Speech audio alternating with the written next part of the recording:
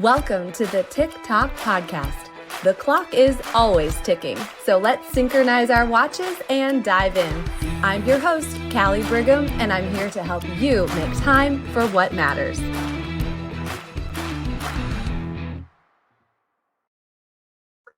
Well, hey there, friends. I don't mean to brag, but this is my second podcast episode ever. What do they say? I don't mean to toot my own horn, but toot toot. Yeah, I'm pretty much an expert already. Hey, a huge shout out to my launch team. Thank you all so very much for having this girl's back. Thank you for your support. Thank you for sharing my podcast. Thank you for your 5-star reviews. And more than anything, thank you for your belief. You can still be part of my launch team. I will have that in the show notes for you. Okay. I figured that you have to start off a brand new time management podcast with what is and what isn't time management. Doesn't that make sense? So I'm going to flip the script a little bit, and I'm actually going to start with the 6 things that time management is not. How about that? So we're going to start with what it isn't. Now, I have a little bonus for you, so don't start counting yet. But the first thing that I just want to say it is not is the perfect planner. I know it's not having the perfect planner. Although there are some great planners out there. So let me know what you love. Are you a digital planner kind of gal? Are you a paper and pen kind of person? So let me know what you love about a good planner, but it's not. Why is it not? It's not about the planner because it's what happens instead when or if you open that planner. Are you using that planner? Do you know where it is? Is it collecting dust? Do you have a drawer full of office supplies that are really pretty, but you've never put them to use? But seriously, when you open that planner, how do you feel?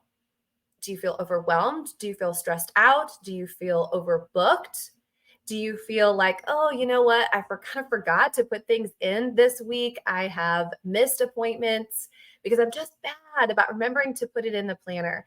Do you feel accomplished? Do you feel that you are just taking ownership of your time? There's so many different emotions equated with opening that planner.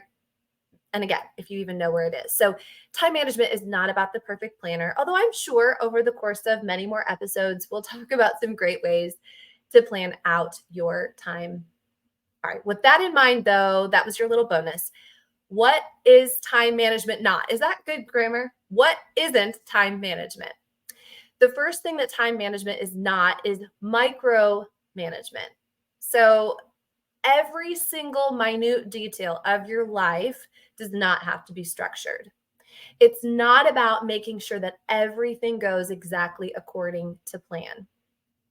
I will also address this in future episodes. You know, the Friends episode of Pivot, right? There's going to be moments of pivot. There's going to be moments of flexibility. There's going to be moments of what I call surrender, where you surrender your day first, knowing that no matter how great and down to the minute, how detailed your plans are, life is going to interrupt. Life is going to happen. And for some of you, you think, oh, thank goodness that's not what this is about, because I don't like to be micromanaged. I don't like to micromanage. I don't like to have every single little thing. I like to be spontaneous. I like to have the flexibility. So just know that great time mastery does not have to mean that every single moment is either accounted for or every single moment is filled with something. So that brings me to number 2. What time management is not is overloading yourself. Do you know anybody that has kind of a martyr complex, right? A martyr complex because they just take everything on. Well, overloading your schedule is not effective time management. When you have no white space, when you have no margin, when you are literally, right, running with your head on fire. Is your hair on fire? Yeah, chicken with your head cut off or your hair on fire. Overloading your schedule is not great time management. You know, I think the word balance gets a bad rap I know a lot of people would rather use the word harmony, which is great, whatever floats your boat there. But balance still has value. Balance really emphasizes the fact that there is more than one thing and you give them the proper weight, right? So balance doesn't have to mean equal, but balance means that they each have their own individual weight that you have given them. Also, when you do not think of time management equaling overloading, that will help you to avoid burnout. So, have I hit any hot button yet? Is it micromanagement? Is it overloading that you have felt like is a part of time management, or maybe that's a stressor for you? Well, let's move on to number 3. All right. I don't know. You are really going to resonate with this one. Pretty much 99% of women and women in today's world.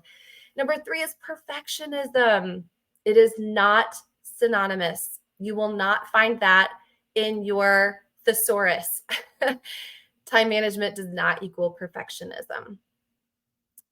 Striving for perfection, see, I didn't even say it perfectly. Striving for perfection can actually hinder your progress and your time efficiency.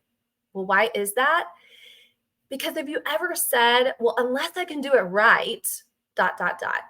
I actually think that is a pretty little package tied up with a pretty little bow that is actually more, I don't know, related to your self-confidence, your self-esteem, coming from a place of fear, coming from a place of comparison, coming from the absolute pit of procrastination, right? That's really a fancy, more acceptable way of saying that you are a procrastinator by saying you are a perfectionist.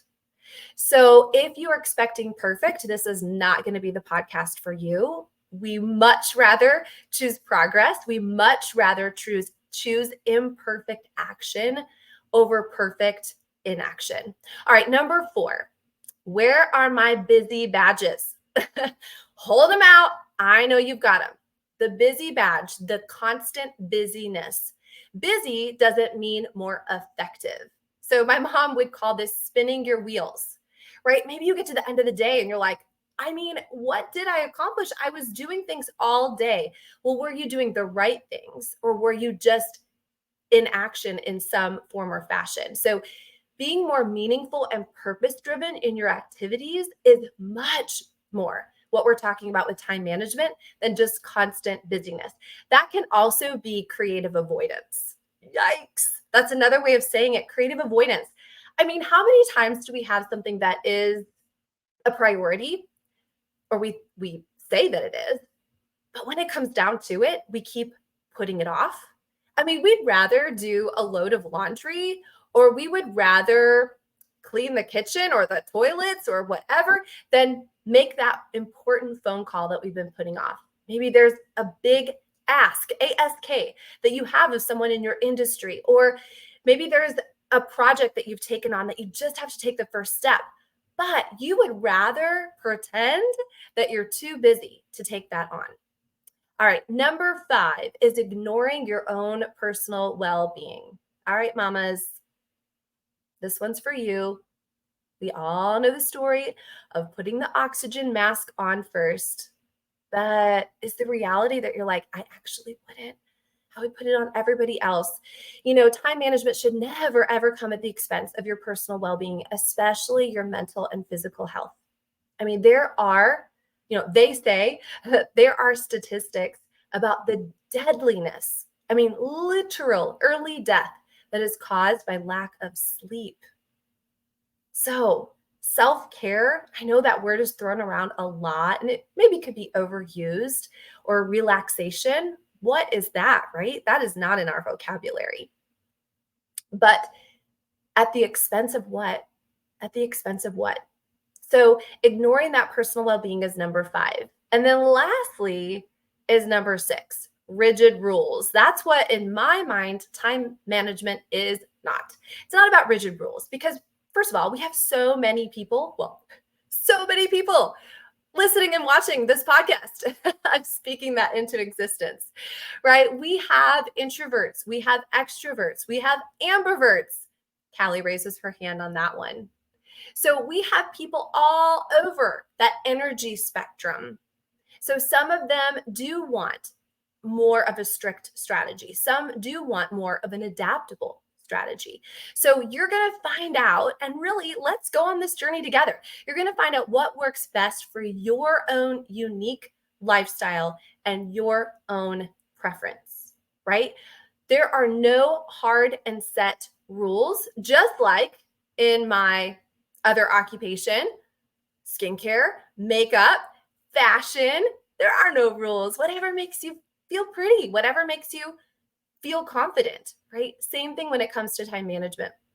I'm not going to give you rules to follow by. I am going to give you some suggestions, some maybe advice if you are ready to take some of that. I'm going to give you some guidelines, maybe some parameters, maybe some roadmaps of that. But what I love is when you take that and you innovate that for you.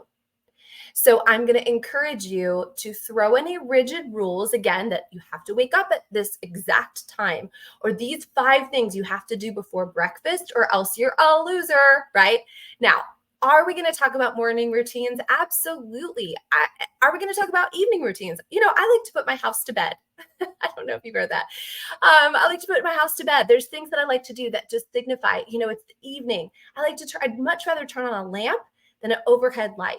I'd much rather have this evening routine that puts me into more of a peaceful, restful, ready to be re-energized for the day tomorrow. I'd rather put myself in that place, but I don't need that rigidity either. So, all right, recap for today. What is time management not? I got to figure out a better way to say that. What isn't time management?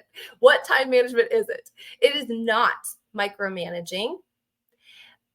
There's probably some guys in here that will like that idea. It is not overloading. There's no pride in the fact that you can barely keep your head above water. Time management is not perfectionism. It's not perfectionism. It is not that competition. I just have to tell you a funny story. The Brighams, the 4 of us, we are competitive. We really are. Just going to admit it.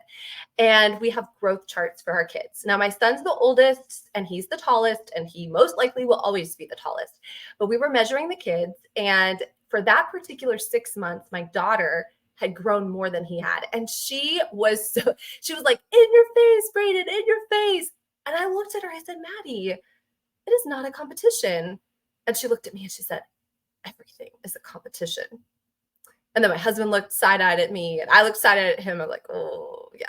So that perfectionism, that competition, I mean, it's funny in that story, but the reality is it's exhausting, and it's also usually a lie. Okay. Number 4 was constant busyness. No badges given out for being the busiest one, right? We can all throw our busyness in there and try to be the queen.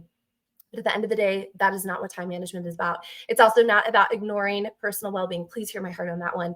And lastly, it's not going to be about rules. It's not going to be about rules. We're going to create a healthy relationship that you have with your spirit, with your energy, with your heart when it comes to time management. So what do you say? Now that we've talked about what it isn't, how about on one of our next episodes, we're going to talk about what it is. And if you like, a little spoiler alert, I'm just going to say this one thing about it.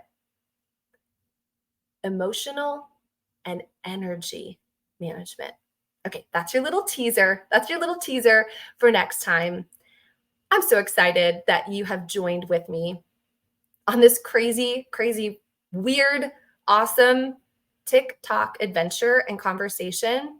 And I pray that we are going to shine some light on some areas that maybe you have felt some darkness in.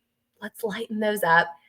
And as we've been saying, let's make these moments count. So I appreciate you for listening in. I cannot wait till next episode. Ooh, do I have a treat for you.